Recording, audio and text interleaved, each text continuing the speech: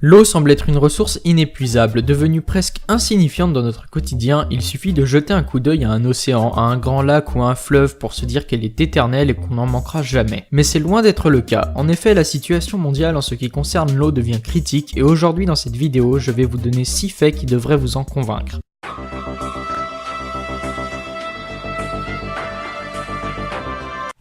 L'eau, c'est précieux. Elle représente 70% de notre corps, 31% de nos os, 70% de la surface de la Terre, mais seulement 0,4% du volume terrestre et 0,7% de la masse de la Terre. Seuls 3% de l'eau n'est pas salée et 1% seulement est directement disponible via les cours d'eau, les lacs ou les nappes phréatiques. Les 2% restants se trouvent sous forme solide, emprisonnés dans les glaces.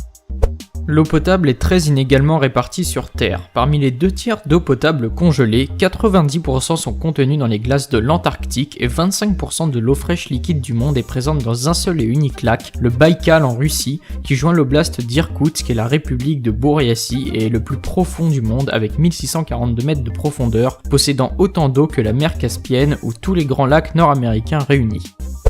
L'eau est utilisée de manière démesurée dans l'industrie. Déjà un peu de maths. Un gallon, c'est l'unité de mesure de capacité liquide anglo-saxonne, c'est 3,8 litres environ, et il faut en moyenne 2900 gallons d'eau pour produire une seule paire de jeans, soit un peu moins de 11 000 litres, soit l'équivalent de 73 baignoires standards de capacité 150 litres. En plus, pour chaque calorie de nourriture produite sur une exploitation, on utilise près de 0,3 gallons chaque fois, soit 1,15 litres d'eau, au final près de 300 litres rien que pour un seul Big Mac, sans compter les facteurs comme la cuisson, l'acheminement des marchandises, etc. Il faut se rendre compte de ce qu'il y a derrière les produits de notre quotidien.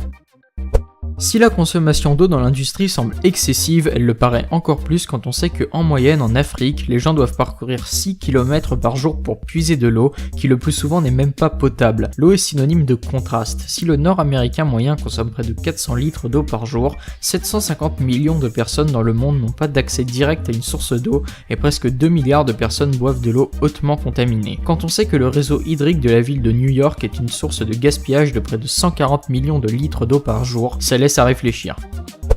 Si l'eau paraît incolore, c'est parce qu'elle est rendue transparente dans le spectre de la lumière blanche. Les grandes masses d'eau absorbent les infrarouges sur quelques mètres d'épaisseur et c'est ce qui fait que seules les couches les plus superficielles des eaux s'échauffent, ce qui par exemple fait que les océans semblent bleus sous un beau soleil. L'océan a une température quasi constante, c'est une des raisons qui explique que les écarts de température entre l'hiver et l'été sont plus limités dans les régions soumises à l'influence océanique que dans les régions éloignées de l'océan. En plus, l'eau est transparente sur des profondeurs importantes pour les radiations vertes et bleues. C'est une des raisons qui explique pourquoi les lacs ou les océans, surtout si leurs eaux sont limpides, sont verts, donc moins profonds, ou bleus, plus profonds.